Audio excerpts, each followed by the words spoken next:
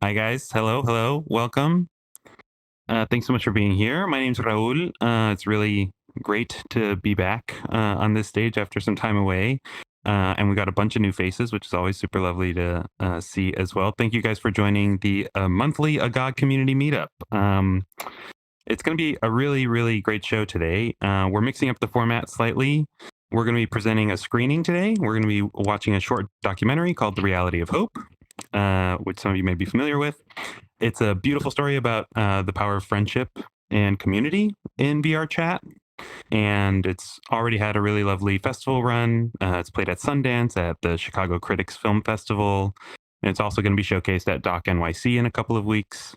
And we're super pleased to have the documentary's main subjects, Hiyu and Photographotter, as well as the film's director, Joe Hunting, here with us today. They're in the audience here. Hello, guys. Good to see you. And they're going to be joining us on stage for a Q&A after the screening as well. So please do stick around. It's going to be a great time.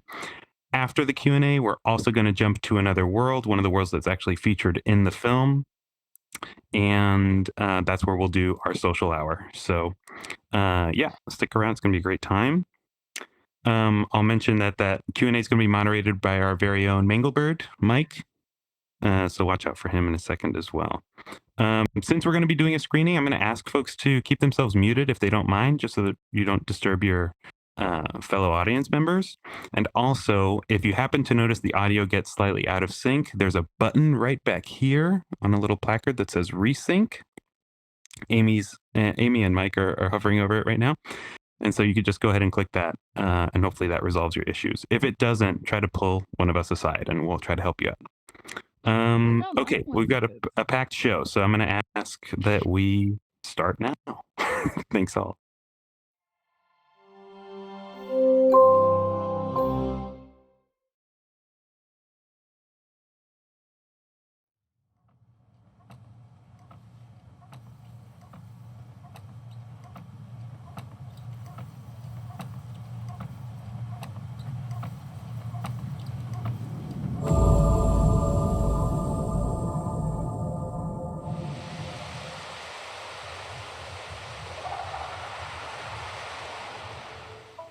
Before VR really was a thing, I cared very deeply for virtual places. There were a lot of games with wonderful stories, wonderful environments and art styles that I would play. And I was always mesmerized by the designers and artists' ability to put an emotion into a place. From about 11 or 12, I just knew that I wanted to do that. So I got into games for about 9-10 years. About 5 years through that was when VR started becoming a thing and I was messing around with it. But at that point, I started to realize that this was what I wanted to be doing, and that kid who wanted to make all that stuff was still in me. So I'm currently with a group that creates events in virtual reality called Furality. And my role, I essentially lead the world creation aspect of their team. Furality is an organization that has pulled together some of the most talented and passionate people in the furry community here in virtual reality. There are panels, meetups. There's also a club. We get to design all kinds of impossible locations. This past one was in a volcano. One of the best things is seeing the work that I do for this team come to life. You don't just create a place that affects people a certain way, but they also create new memories in those places. Furality is just this incredible collection of creative people helping to bring together a community that is all over the world. The best way to describe it is to considering it as a subset of another form of nerd culture, where you have your Trekkies or people that are fans of Lord of the Rings. You have your furries, which are the fans of anthropomorphic arts and that entertainment. It's really this incredible immersive experience where everyone gets to be their own character. I get to have people see me the way that I want to, and I really don't get the chance to have that in real life. A lot of people have said that ACO is one of their favorite conventions they've ever attended. And they said it's kind of because of the full experience of walking into a vast ocean and seeing these beautiful colors. Furality Aqua showed through both its visuals, its record attendance, that we are a strong community. The VR furry community is here to stay.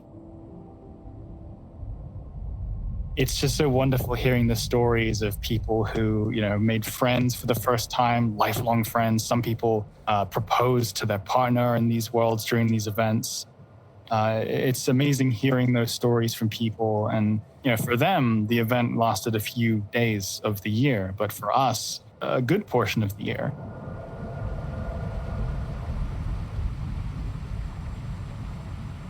So in February 2018, I go for a routine checkup with the doctor. And the next day, I get a call. I'm at work just after lunch saying, you need to go to the ER immediately. And they tell me that I have low kidney function, and they're afraid that it'll suddenly get lower and lower. So this is really scary for me because it felt like everything was crashing down. 5 years later, in end of 2022, around Christmas time, right after Christmas, I get a call, you're on 10% kidney function. And I figured that I didn't need dialysis because, I still had strength. I still could go places and do things. But it's also the case that I still need to be strong in case I need some kind of surgery or in case I, am to get a donor and have a transplant. I need to be strong for that. So I put out a message to my friends and I said, hey, this is something that just happened to me. And it's when I got a message from a person called Photographotter. I just thought it would be a neat thing to do, to donate a kidney for some reason. It's something that I had thought about for years at that point. I guess I just kind of always knew that at some point in my life, I'm going to encounter somebody that I cared about a lot that was going through that, and I'd try to help out with that. And, that was the opportunity. Right now, we're in the middle of a waiting period. Because he's coming from abroad, there's a mandatory 3-month waiting period. It's part of ensuring that there's no coercion or any funny business going on. So right now, we're about a month and a half away from what we think will be the operation date. So we're getting there. We're getting close. As time goes on, my commitment just keeps going up.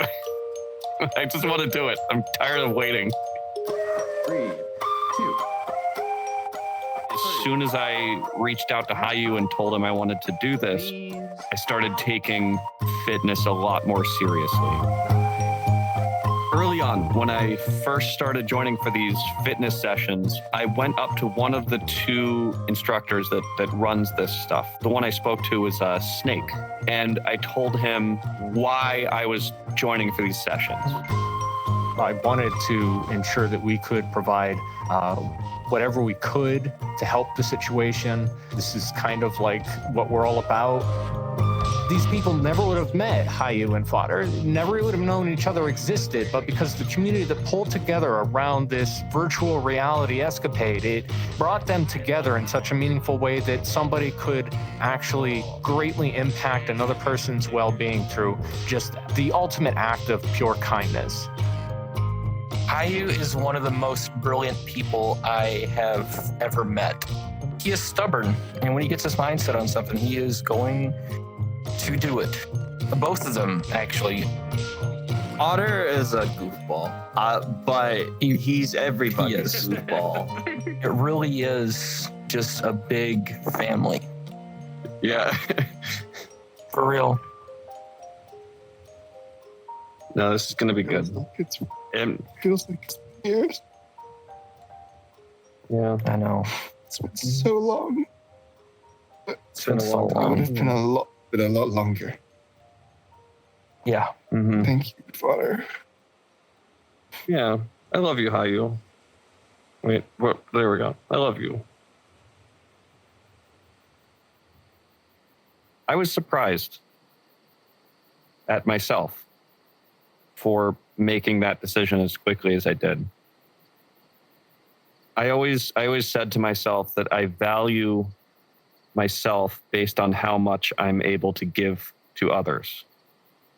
But I guess it never really got put into practice. So I don't know. You don't really know until you know the rubber hits the road and you got to actually do something. I remember it being sort of a casual affair where he mentioned to me one day, just like as a thing he was doing, that he was going to give his kidney to one of his friends. And I was like, yeah, that sounds like you. Have fun. I'm here to support you in every crazy, wonderful, kind thing that you do. I'm going to be at the house alone for a while. While he's off halfway across the earth doing something really amazing. But, you know, it's cool. Hiyu can thank me later. When I go out for the surgery and stuff, I expect we're going to be, just because of the time zone differences, it makes communication kind of difficult. Basically, the only time that we can like actually have a phone call is like morning for them in New York and nighttime for me in Sweden. So we recently announced Furality Umbra, our 2024 VR Furrycon event here on VR Chat. And after the transplant surgery, I have 3 months where I've got to just kind of chill. Hopefully, if all goes well, then Furality Umbra should happen just a little bit after that 3-month period is over. Being able to continue working on this after the surgery and in the lead up to things, support my team and stuff. I'm looking forward to still being able to do that. And we're now less than a month from the date.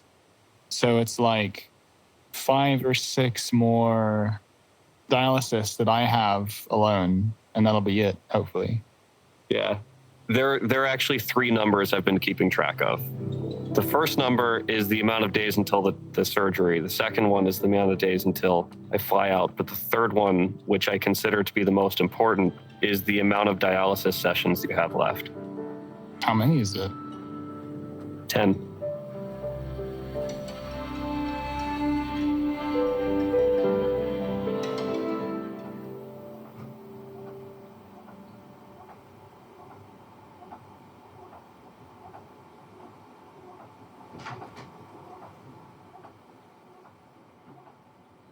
I have brought you a coffee and a kidney, but you have to wait on that one.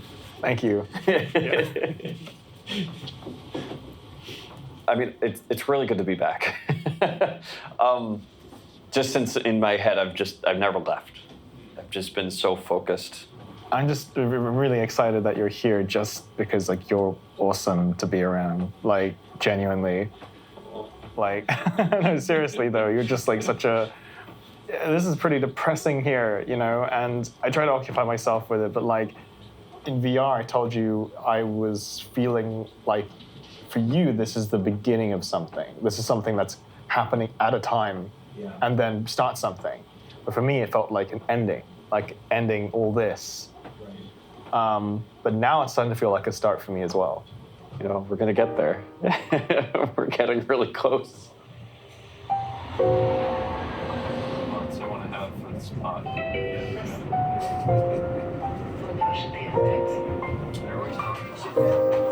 To be together. Finally.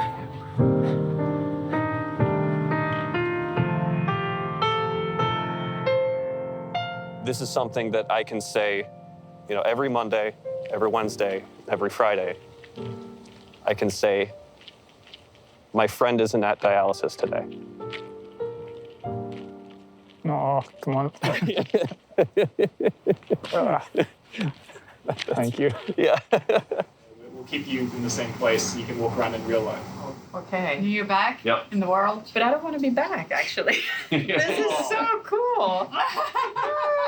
And there's things hanging from the tree. More is there crystals? This specific world was myself and one other artist. Spent time Amazing.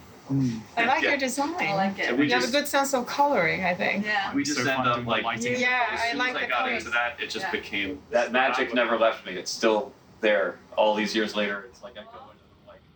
You know, I had not even heard about kind of having your relationships in VR.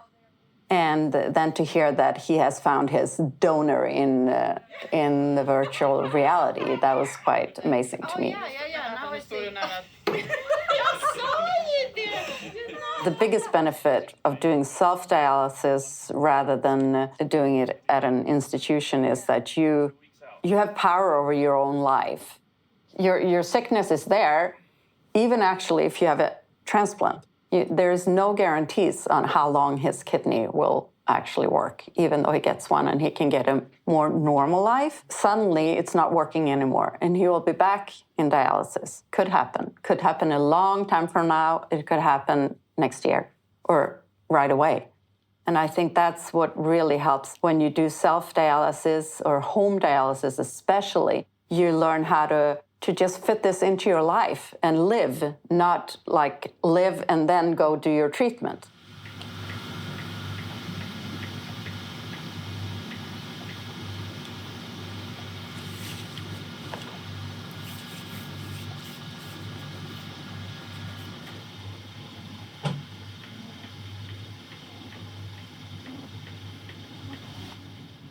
So, tomorrow we actually start at 8. We're gonna be there very early. Pretty respectful time. This must feel weird. Yeah. It's hard to, because I'm still in the headspace of like, you know, it's hard to be out of that, right? Yeah. It still feels routine. It's not yours yet until it's in you, but at some point before then, I have to give like the permission for it. And today,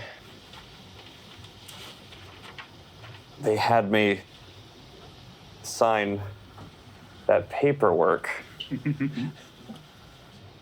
I said, can I have a copy of that? And he was like, oh yeah, no. And he like brought up a second one. He's like, no, you take one with you. And I'm like, great. That's going on my wall. Yeah, but perfect. Keeping it safe. Killed by Atlas. Father, there was an orbital strike on the Pelican that someone put in.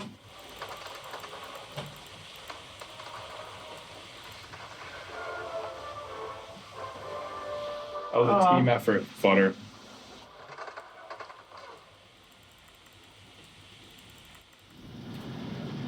Right. That's it. Now we're going to clean up after ourselves. Oh.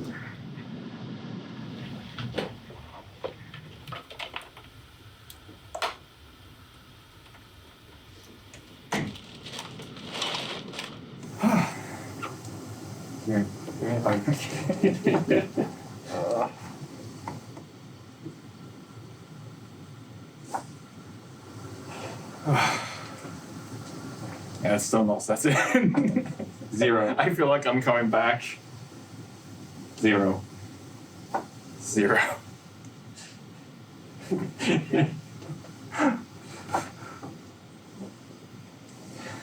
Zero.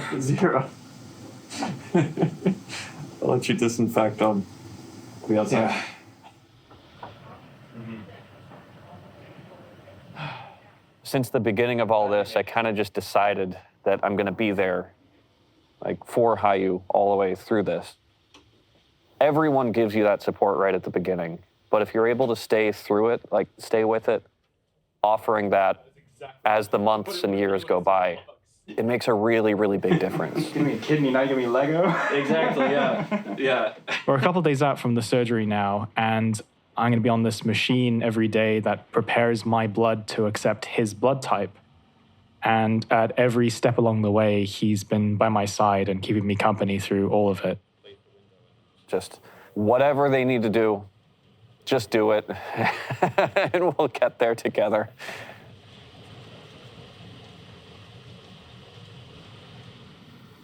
Look at that.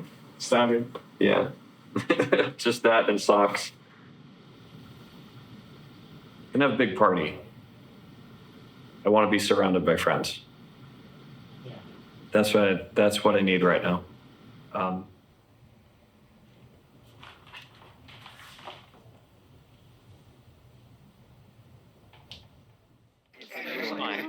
Aspirin in the house, and I threw it out. I went through everything. I was like, You'll definitely live. Really grateful for the phone call we're gonna have tomorrow because I'm gonna really need the emotional support for that. Dude, I'm here for you. Always will be. We're all here for you. I love you so much, and I am so supportive of you, and I'll do anything in the world, okay? Okay? I'm gonna go. Okay.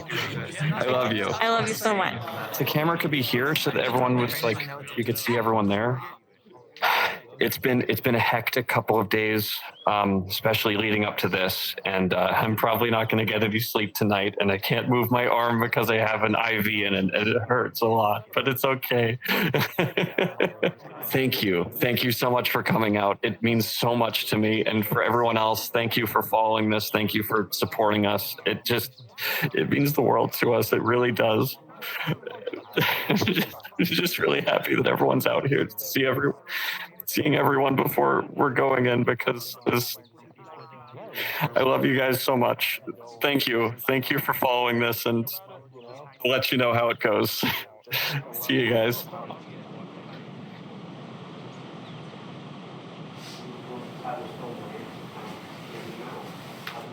Okay, I'm back. I think Are you trying to get me out like 4 hours? it looks like they're going to take me away now. Okay. You take care of your own life. I'll see you soon. I love you very much. I'll see you soon. Thank you very much. Take care. You're awesome. Bye-bye. Hi. Are you ready? Yeah. Okay.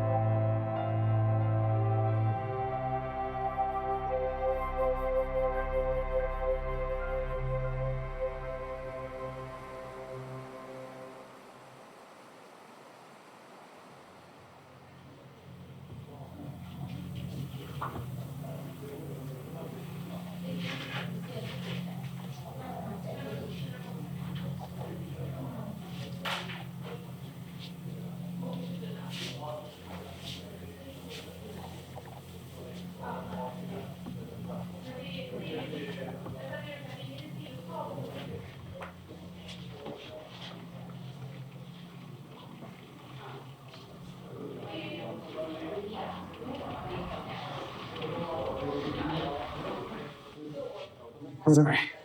You zoom in? I'll zoom in. I'm going to catch up to you, you know. Not in this round, but soon. This is very irresponsible. So right after the surgery, after waking up, it it was like there was some anesthetic still in me, and every now and then it would pass through. But once it was up, I was feeling actually pretty good. My experience coming out of the surgery was without a doubt the most difficult day of my life. But at every single step, we could not have gotten everything more like perfectly in line for what needed to happen. The goal for me, right, is to reach at least 50% function because there's one kidney. 50% is all a person needs. I was at 51% function, I think, within 3 or 4 days as well. So the doctor came in 2 days ago. They visit us every morning, and they described it as a super kidney. So I just finished the conversation with Anne, coordinator, and it went really well. She gave me this pin, and it's a pin that they give to every living organ donor. These people are incredible. They do this every week. Yeah, they're incredible people. They really are. I want to give you a hug. I know it's hard. Here. Thank you. Yeah. Thank you. Thank you. Thank you for everything. Yeah, we'll need it. You want to? I want to keep it, yeah. yes.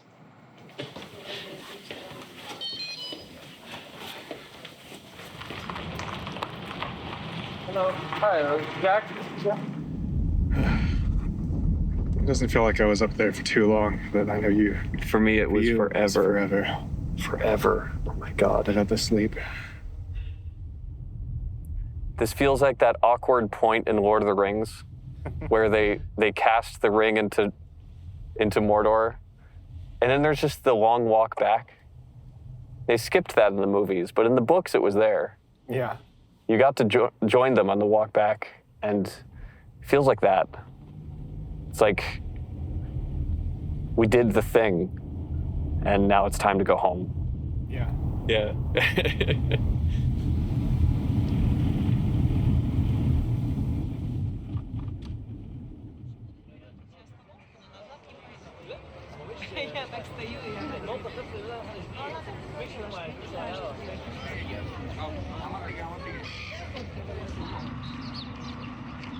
I was not expecting this. It is quite beautiful. The doctor had just called your kidney that you gave me a super kidney. And I immediately knew, like, I needed, like, some patriotic-looking medallion design. You knew what needed to be done. Yeah, the numbers are looking really good. And I'm now on about half the immunosuppression I was on when I got out of the hospital. I mean, it's getting really close to life being back to normal. I want to visit all my friends. I want to go to all the cons, the events, and, you know, around Europe and stuff. And I'm sure everyone that goes to those conventions is going to be really happy to see you there. Yeah, that's going to be really cool. This is like built into the cliff. I see that. What kind of sites have you seen? Where have you gone? I'm like, well, I've gone to this hospital and this hospital.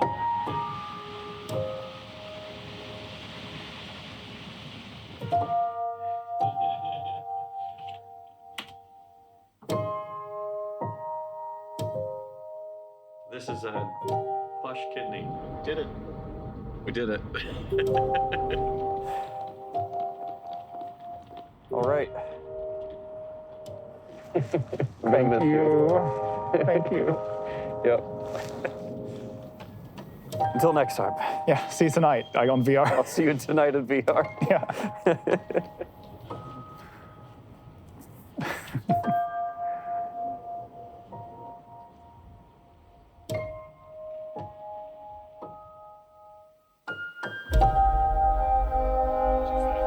So you have like 3 kidneys now?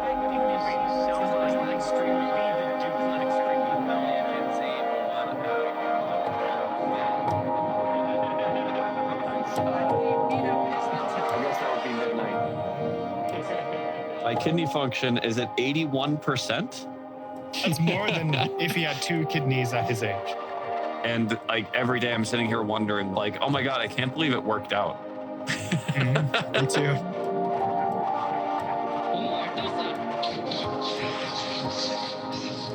VR has literally saved my life. People tend to say online friends aren't real friends, but I got my kidney from one of them.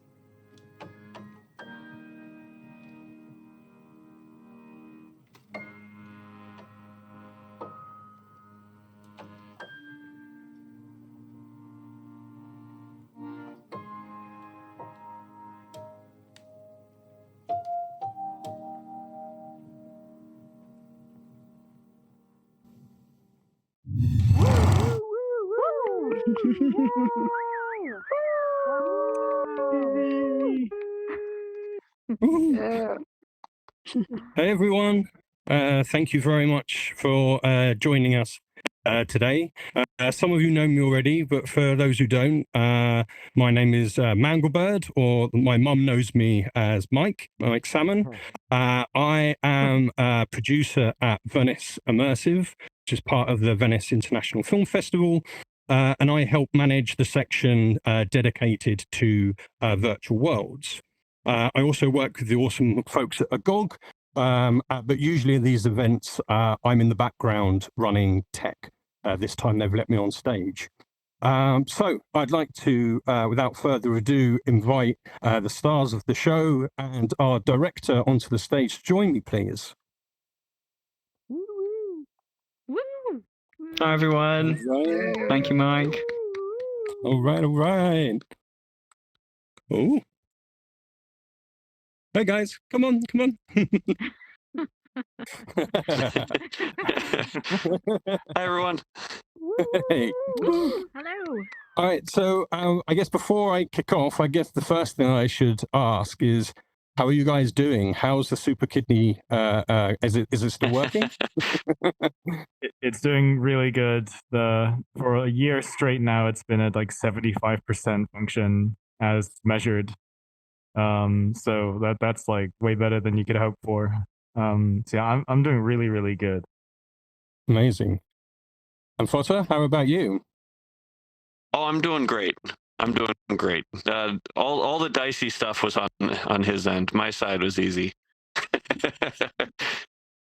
Awesome. Well, given this is a community meetup, I think that's where I want to kick things off. So one of the things that really stood out to me was the connection that you have with your community. However, I think there's quite a few misconceptions in the world about furries and furry culture, especially in the media. So I'd love for you guys to help me understand a bit about what it is to be a furry and what it means to you. Yeah, it's a bit of hobby, a bit of identity. You gonna say something as well? Oh yeah. It's it's a community like any other. It's like it's people getting together, sharing a common interest, and just making friendships, and making art and hanging out, and it's great. It's wonderful. Yeah, it's really people that, you know, we, for various reasons, whether it's the person we want to be or just because we like the characters, we come up with these sort of characters of ourselves and become artists and gather together at conventions and stuff like that. And VR has been a huge, like, you know, a boon for this, since you can now embody them without having to wear a costume.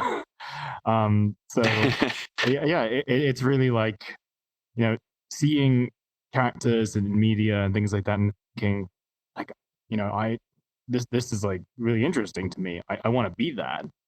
You know, I want to like give life to that. Amazing, amazing, and so, you know, you're talking about your avatars. I like, and obviously, identity is a very important thing.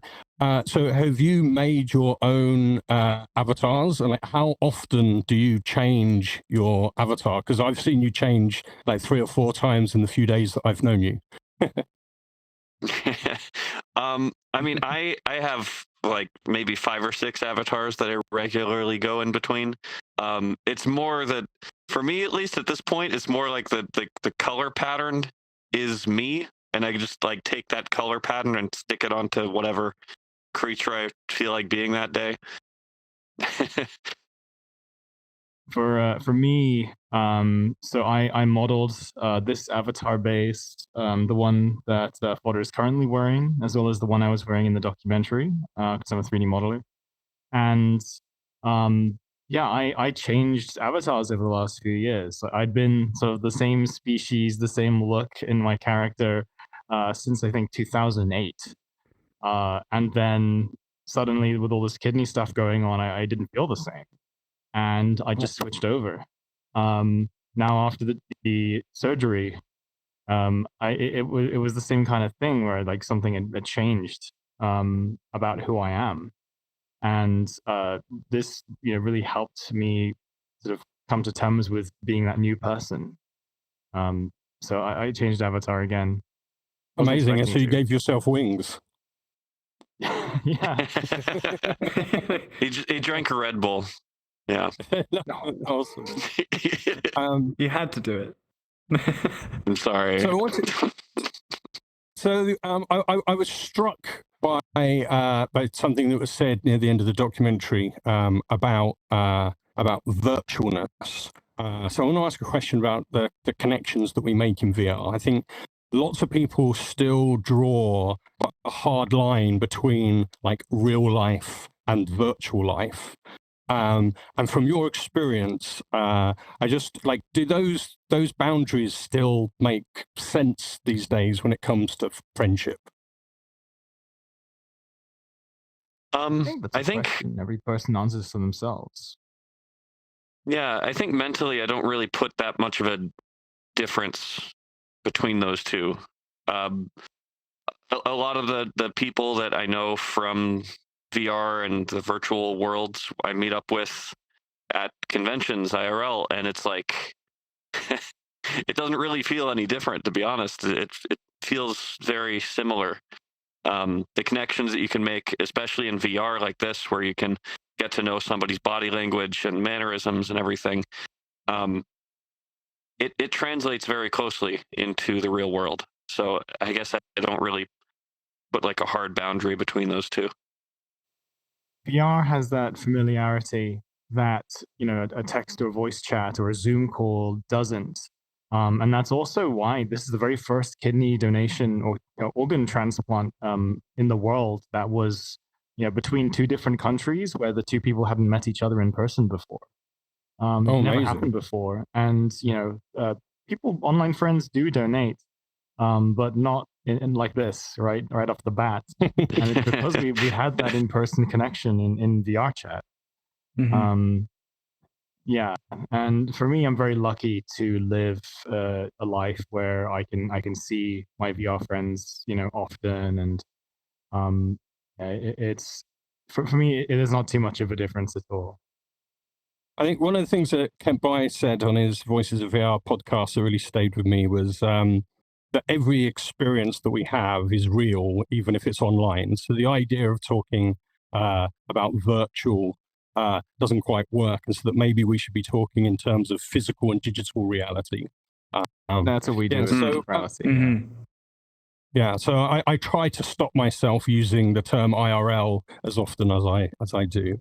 That's fair.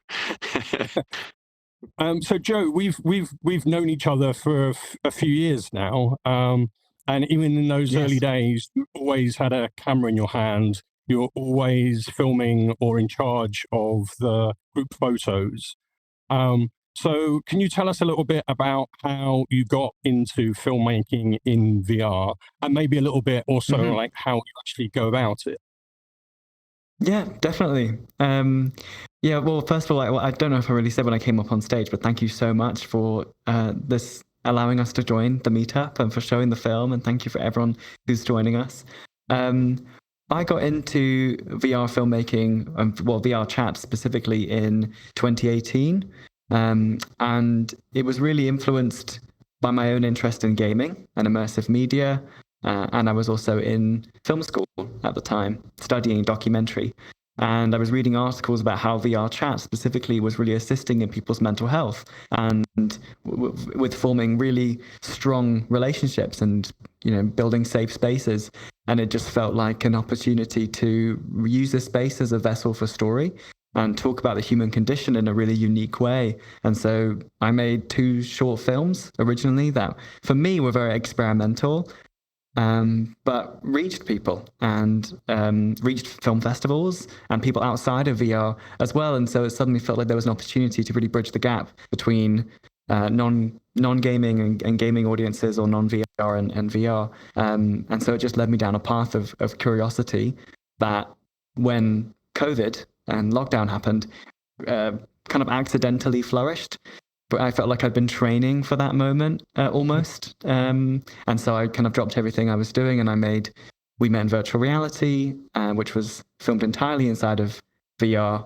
And then I discovered this story in late 2023, which I can talk about maybe in a moment, how we got onto making film. But in terms of how shooting in VR works, I'll use this film as an example. Myself and my co-producer and collaborator on the film, Max Wilson, Max Films VR in the audience, huge shout out.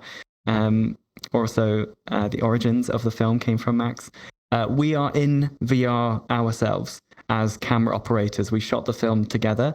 And so I am as in my avatar as I am now. I was often the only human in the room when we were filming for the documentary. And I have a camera, a virtual camera that is accessible to everyone in VR chat, the native VR chat camera that you can see on these images above us. We use that as a monitor. And then we have an additional community-made camera called VRC Lens, which allows for a lot more cinematic control over the camera. You can see, again, referencing these images, your aperture, your focal length. You can use manual focus, and you can just kind of understand the control over the camera a little bit deeper than the native UI on the VR chat camera. And so we used VRC Lens for all of the VR chat imagery you see in the film, and we're recording our output of this camera through OBS. So I hope that paints a little bit more of a picture on just how filming in this space works. Yeah, and how do you deal with the crazy? Because part of the joy of VR chat is the fact that it's a bit of a riot and there's tons of people, and there's how do you find actually getting in and being able to narrow in on the characters that you're talking to and getting everything just right? Mm-hmm. Well, VR chat firstly allows you to create public or friends only or private spaces. And so that's a really key part of making documentaries or any films in this space, or having an intimate conversation, is locking down the instance that you're in. And so when we were filming, we were often in a friends or private instance. So it was just us and Max there, and anyone else who was entering or leaving we were in control of that. So for anyone who's new to VR chat, which I think the audience in instance probably already know that's worth saying. And then in terms of just the ability to film and exist in a really chaotic space. Like, I had that a lot in We Met in Virtual Reality specifically, and sometimes in this film with the Avatar meetups that we filmed in, the Spirit Meets. I think it's just a practice and a level of participation as a director existing in this space and getting used to it and really existing not just on camera, not just coming in from the outside, but speaking from the inside out and really participating. And I've always loved VR chat outside of film. I'm also curate for Rain Dance Immersive for the past few years and go to a lot of community events. And so don't just exist as a documentary filmmaker, but I love to just contribute and participate. And so I think that really helps with my own existence in the chaotic moments. So I've just got the emoji that says that I need to speed things up and start taking questions in a second. But there is one quick question that I want to ask, which is, how did the film come about? So did you know these guys and the community already, or did someone come to you with an idea for a story? Thank you for asking. I learnt about Hiyu and Photographotter's story in late 2023. I mentioned earlier Max Wilson. Max was already developing an idea for a documentary following Hiyu and Photographotter's journey, and you both already knew and were friends with Max, and so there was a trust, kind of a creative trust already built there. And so Max pitched me to collaborate and help direct the film. At the time, I was in the UK, and it was just fortunate timing. I was in the UK and Europe for a while, and so and your story was at that time, I should say, you'd just been confirmed to be a match. Hello. And so it felt like it was happening, and it was really exciting, and I had a lot of gratitude of my own to give back to and meeting people in real life from VR that I felt like I could really channel into this film and celebrate how your connection was so meaningful and so impactful in real life. And so I immediately said yes, and Max and I worked together. We were flying to Sweden within about 4 months of meeting you. So it was quick. Amazing. Okay, so let's throw it out to questions. Vanessa, our lovely mushroom over there, has a mic. So if anyone has a question, if you want to stick your hand up or jump in the air. Thanks a lot, really. I find the story fascinating, really. And I know Joe's film, which was also quite an inspiration for me. Like, we met in virtual reality when I started my PhD. In VR chat, and I have been conducting a digital ethnography here with different communities. I wanted to actually pick up on what Hiyu kind of mentioned with the fact that it's kind of a primary example of two people donating, like one person donating kidney to another person without even meeting in person beforehand. But what I'm also wondering is that it's something that also doesn't happen that often IRL, right? So I want to, even before going to like a comparison within different digital platforms, I would like to ask, like, what makes VR chat also differ from real life relationships? Because I'm also working on intimacy, and what I'm seeing here is that people are really big on care or kind of altruism, which it's not something that you see in different social media platforms, which are like full of toxicity, cynicism, and hate, but also in real life. I will cut it shorter, but to give an example, a real life example, I have a close friend who donated their kidney to their sister, but even then it took them some time to consider, for which I'm not judging them. So I mean, it was a long question maybe, but to wrap it up, what makes VR chat also different than IRL relationships? to that point altruistic. And yeah, thank you. I think that's a question for me. Well, so it's interesting. I had kind of decided as a teenager, like many years ago, that I just kind of thought that donating a kidney would be a cool thing to do. It was something that was always in the back of my mind of something that I would like to do. I thought it would be, like, as I said in the film, I thought it would be neat to do that. And it's just something that I've always just kind of casually thought about of like, hey, that would be a cool life experience. I would love to do that. And when I heard about Hiyu's situation, as far as the barrier between people that we know like in person versus in the virtual worlds and stuff, it's kind of like what I mentioned earlier. Like, I don't really see a big boundary between those two. And when I heard about what was going on with Hiyu, I wrote to him that day and I just said, hey, I'll give you one of mine. You're good. Because I just saw that and I was like, okay, there it is. That's the opportunity I've been waiting for. Let's go. And apparently this is actually a pretty common thing amongst organ donors. A lot of times organ donors have decided a long in advance that they want to do that. And they're just kind of waiting for the opportunity to show up. So beautiful. Yeah, with family, it's often a more complicated choice, and of course, the system has a lot of things in place to make sure that family members don't feel coerced by other family members and things like that. But yeah, we were told that it was not uncommon for people like in your position to just go, yeah, I'll do it. I'll do it.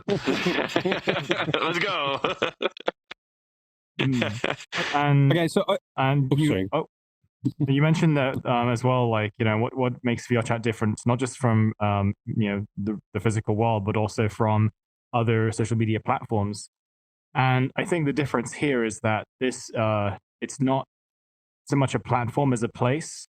It's not a bulletin board or a forum, and it doesn't have that lasting persistence either. It's just a place, and it's not someone's place. It's not someone's property. It's not Second Life where you can claim land and then tell someone to get off your land.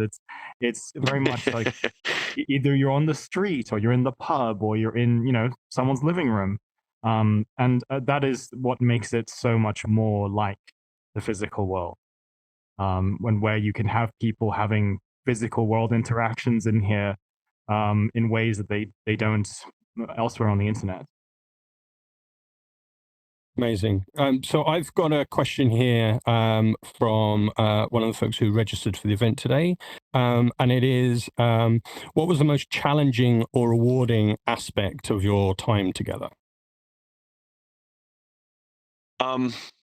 The most challenging part, without a doubt, was the uncertainty around it. It's a big part of it is that like they have to do a lot of tests, both for compatibility and for fitness and all kinds of stuff, psychological things. And if any one of those steps comes back saying, no, that's not good, then the whole thing is off. So it was this very it was very difficult getting through that, of like going through all the different trials and tests and things, and just knowing that this one could be the one that kills the whole thing. And we've had 10 successes and 1 failure, and that's it. You're done. So getting through that was mentally very exhausting, just not knowing about, all that. That was definitely the most difficult part for me. Mm-hmm. Yeah, like the approval process, the blood compatibility with different blood types, but we're still like there's the compatibility problem. The tissue compatibility. And then just lots of different steps to make sure that both of our I'm healthy enough to receive a kidney, you're healthy enough to give one. Yeah. That was each one is like in our case months apart, and you would each of them had a low success rate. So I think you mentioned there was someone who had 7 family members try to donate to them, and all of them did not manage to get through those tests, and they were not compatible or something. Yeah. Actually, interestingly enough, while we were backstage there, I got a message from someone who I'm trying to help out right now, who, like, he has several donors lined up, and every single one that's come forward so far has not worked out for various medical reasons. I just got a message while I was backstage from someone, so I'll have to write to them when we finish up. But and we were very lucky with that. We got incredibly lucky with it. It's a super kidney. Yeah. Do we have another? The most rewarding part we didn't answer. Oh yeah, that's right. Yeah. Let's do some positive stuff.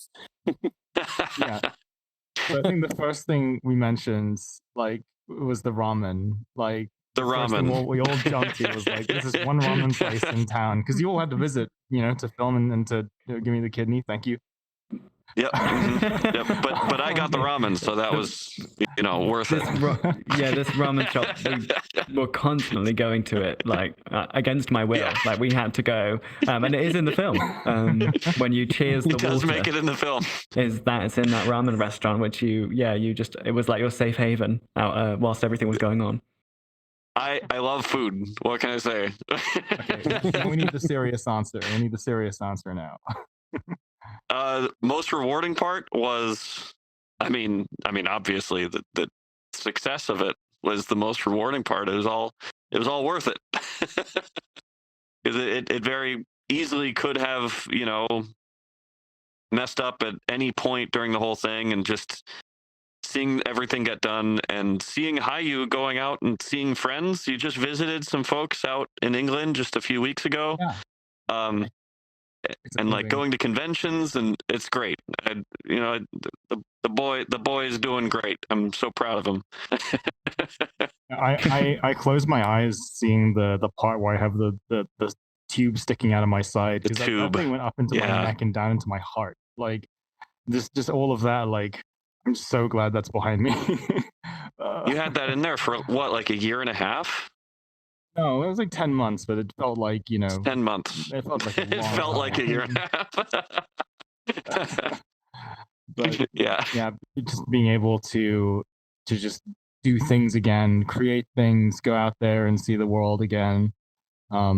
It's been amazing. And I had that, like, weakness and that illness in the kidneys for like my whole life without knowing.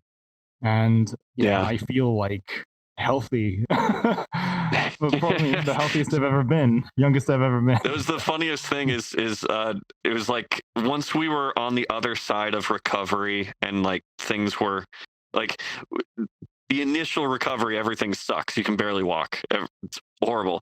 But once we were on the other side of it, I just remember you talking about like, I walked up the stairs today and I wasn't exhausted at the top.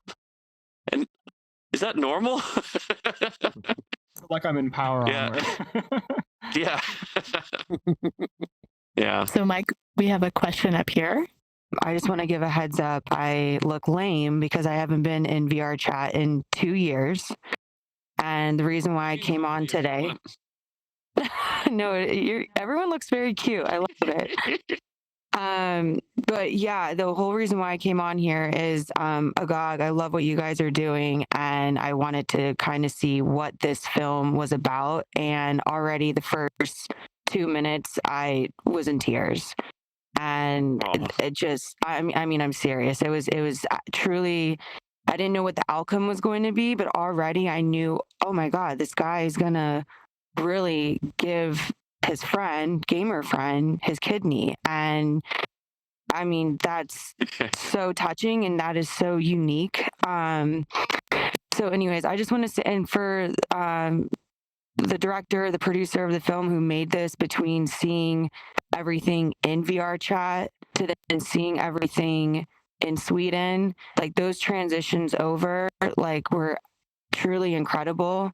So, I mean, for everybody, thank you so much. Really, really telling, really touching. You can't get this in the real world, honestly. And now I feel like I need to come back into VR chat more often.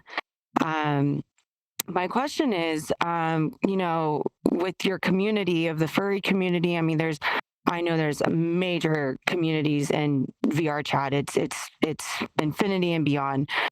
Do you guys ever meet in person? Like, obviously in this situation, you're having to meet in person because of the situation, but because of the successful, superpower kidney story, have you guys ever thought about, your community ever having an in-person meetup beside just staying in VR? Thank you. Yeah, we do it many times a year. Just last year, so many of us met here in Sweden. There's actually the most international furry event happens here in Sweden once a year. He uses it as an opportunity to have the ramen again. And of course, it happens to be a coincidence. It's around the same time of year as your yearly checkup, so you go to the same hospital as well. But no, it's great. And then it was Birmingham as well. We met a whole bunch of our friends, and that was the UK Birmingham. And I mean, over in the US, the community, they meet up all the time. A bunch of our friends just met up in Reno, Nevada, just a couple of weeks ago. So no, this community is very strongly based around events, conventions, meeting up and sharing knowledge. There'll be panels about the most technical things imaginable, because people will get hyperfixate on their interests in technology and in drawing and art and things, and so people use it as a good excuse to come together and have a party as well. Yeah, and I mean that's what Furality was. Can you tell us a bit about the scale? Well, I think like some of the numbers, because you were telling me about the pace in Sweden, but also about the size of the community here in VR chat, because the numbers are quite incredible. I don't know the full numbers of the community in VR chat. We're definitely in the hundreds and hundreds of thousands, but Furality, we get an attendance of upwards of 25,000 attendees now annually. And Furality came out of the COVID. It came out of not being able to go to these in-person conventions to meet up, and you have now the main way people find this community is now through VR as a result of that. And so these events, they've been going on for a long time, since like the 70s, now the one in Sweden has, I think the next one's going to have around 6,000 people. They're actually limiting it there. But there's ones in the US that have, I think, it was 17,000 Anthrocon was up to? Wow. 17,000, yeah. Yeah. They've gotten very big, and they're also having to say, okay, that's enough. So people are starting up more events. We need bigger venues. Yeah. If they existed. Right. Yeah. Thank you. So Joe, I've got a question here that's for you. So it's asking, what do you think the viability of a TV series in VR might look like? And I guess this might also come into a little bit of what you guys are doing with Painted Clouds at the moment. Oh yeah, absolutely. Is it a producer? Are they funding anything? Maybe I'll pitch something. It doesn't say. Let's assume yes. Let's assume they're minted. I think it has great opportunity. I think I made a documentary series, just as an example. It was an 11-episode series in the end of 2019, coming into 2020, called Virtually Speaking, which is on my YouTube channel. So there's a documentary series example that I can shamelessly plug. I think documentary has kind of like an endless potential in VR chat, because there's just so many stories, and the communities are very real, and as Hiyu and Otter just described, the scale is massive. And so I think the documentary potential is really big. I think shooting narrative is popular as well. There's a VR chat filmmaking community, of which are really focused on shooting scripted work, which we showcased at Rain Dance Immersive Festival. So if anyone's curious to see more VR chat filmmaking work, Rain Dance Immersive is a nice way to find curated work. Or you can find the VR chat Filmmakers of VR Chat Discord and see a whole collection of filmmakers exploring different genres, filming within VR chat specifically. So I think there is a potential. In terms of, I think, the future of VR filmmaking and taking it a bit further, there are developing softwares where you could bring your actors into a networked scene, very similar to how VR chat operates, shoot in real time with mocap, with the full body mocap as we are now, and then pull that out of the software and render it elsewhere, and perhaps change the environment or have a little bit more creative control over the output of the mocap. And that's something that we're experimenting with at my production company, Painted Clouds. And so I think that has that's kind of a way we can grow and help nurture this medium of filmmaking in a way that feels more bespoke to a 2D output, like a film. If I could jump in there as well. Oh, go on. I know what you're going to say. Yeah. So a bunch of people and I got together many years ago and have spent many, many, many years producing a TV show, like a sitcom, in VR chat. But we don't really know how to market it. The show is out. It's available. It's called The Cleanup Crew. We spent like 5 years on this project with a lot of different people involved, and we're extremely proud of it. And we have like 100 views on it. Nobody noticed that we put it out. Yes. We tried showing people, but watch Cleanup please go Crew. watch it. Go see it. Go watch it. It's really good, I promise. Not biased. If you send us a link in our follow-up email, so we always send an email out after these events because we stream the thing on YouTube, and for those that can't make it into VR chat, then obviously we put the film up on YouTube for people to watch on demand.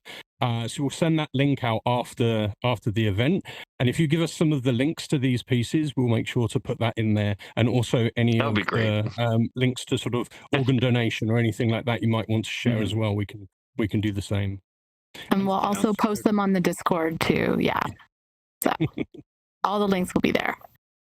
So I think we're nearing the time where we do a little world hop, Mike. Could I just mention 2 things real quick before we wrap up? Absolutely.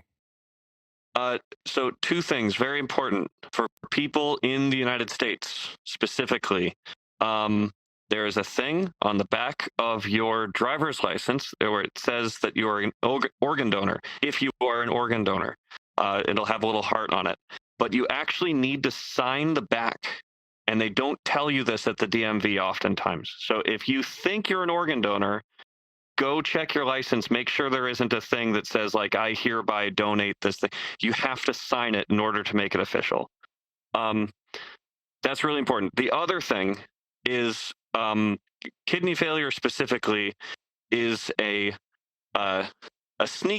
very sneaky thing where you can be going down with kidney function for a very long time and not notice any difference. Like, people don't usually notice until they go down to like 25% or so.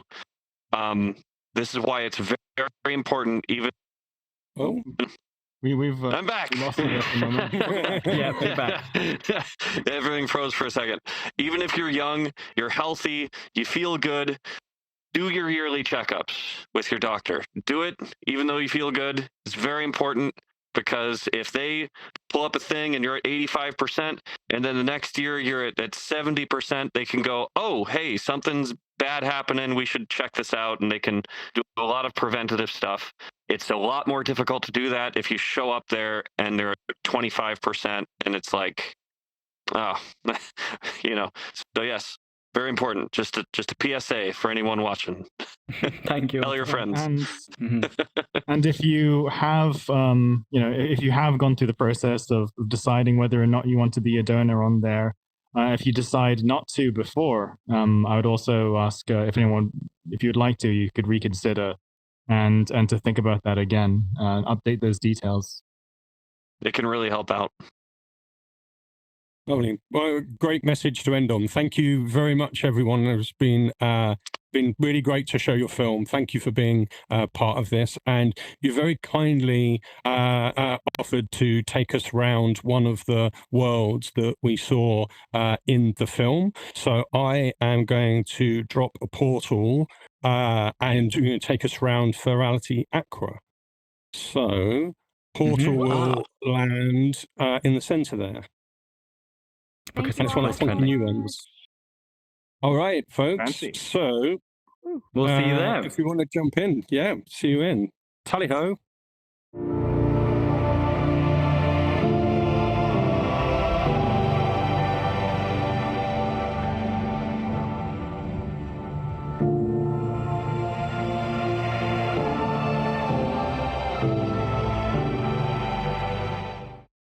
I love the sculpture, if no one's spotted it behind us. This huge centerpiece for Vista. If you want to spend maybe time after our meetup today, you can actually go on top of it. Or maybe not completely on top, but there's a vent you can fly and go really high up. A bit tricky, but yeah. Yeah, super fun. So if you want a closer look. Hiyu, do you perhaps want to share a little bit more about how to join Furality and how like an average VR chat player would interact with the events and gain access to them, and perhaps just paint a picture as you did the other day for us? Yeah. So Furality, it's a non-profit, and we partner with VR Chats every year. I think last I checked, we were VR Chat's biggest partner, and so using their systems, we run an event. So you can go to furality.org. Yeah, that's updated now. It has the dates for the next event. That one hasn't been revealed yet, but we have dates. The way it works is we have a ticket system. So you purchase an attendee registration, and then the worlds are available to registered attendees only. And VR Chat's kind of the viewer. And in past years, you've been able to go onto the website. We have our own portal, web portal thing, and you can see like a map of the world. You can click on a world to go to instances of that world, and we're able to see to deliver all of the friends information. So you can actually see the icons of all your friends, which are in each instance listing, to see who's where. And then you can go either into an instance where friends already are, or you can decide, I want to look at the schedule, I want to go to a specific event, that I've been interested in, and then you can click on that event when it starts, and you can go to an instance specific for that event. We have a substantial dealer's den with hundreds of booths, whether that's for physical merchandise or for avatar bases, avatar services like retexturing. Hello, the fish have come through here now. Yeah. I made it to the fish. Every now and then they'll like attach to a person and be interested in that person and follow them around. Yeah, they come again. They're so cool. I love them. So cute. Wow. They're awesome. These were concepted by Tokyo Zilla, the very tall blue dinosaur-looking artist from the documentary. And I believe modeled by Odo. And then I gave them the motion and the the AI like pathing and stuff. That way you're able to join events, you're able to go to the dealer's den with all the booths. The dealer's den has this like system now where you can, once you visited a booth, it saves which ones you visited and shows you which ones you haven't. And has ways of visiting your friends. It's a big place. And then the meetups, on the schedule there'll be specific meetups scheduled out, and as long as we don't get the API apocalypse we did this year from whatever upstream provider it was, they should be on time. And you would be able to go to those and meet other people who are avatar creators, game developers, musicians, artists, all sorts. Or even just meetups for specific species. Like there are people, like all of the aquatic species, you get this meetup, or all of the weasels, you get this meetup. And people will show new avatars and things like that. Oh, what else we got? I keep forgetting. Right, the club is huge. We use the latest home created stage tech. I can't talk about anything that's planned for next year just yet, but everything's gonna be very streamlined next year if things work out. I can't say how, but it'll be very cool. The clubs have historically been very popular. I'm not a fan of clubbing at all, but VR really allowed me to explore that and to get to know people who are into that, because I can just turn the volume down to whatever I want, and they have no idea. No, it's great. They're just way too much for me in person. Just some amazing acts there. We get hundreds of applications from DJs, and we try to show new people every year.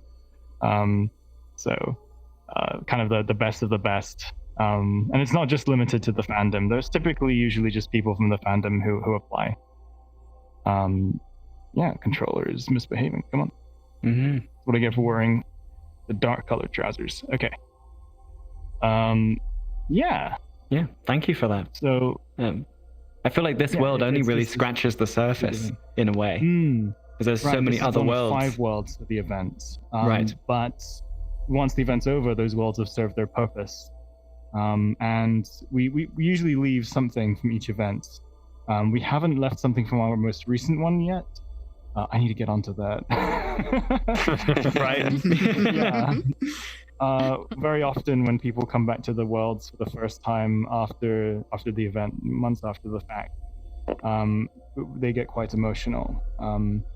It's me. For some people, it's just a good time, but for many people, it's something very, very, very important. Yeah. And especially important for people who are new to socializing, new to meeting other people. One of the key focuses is getting people to come out of their shell a bit, talk to people, get coaching from people. So I think that's one of the most important things we do.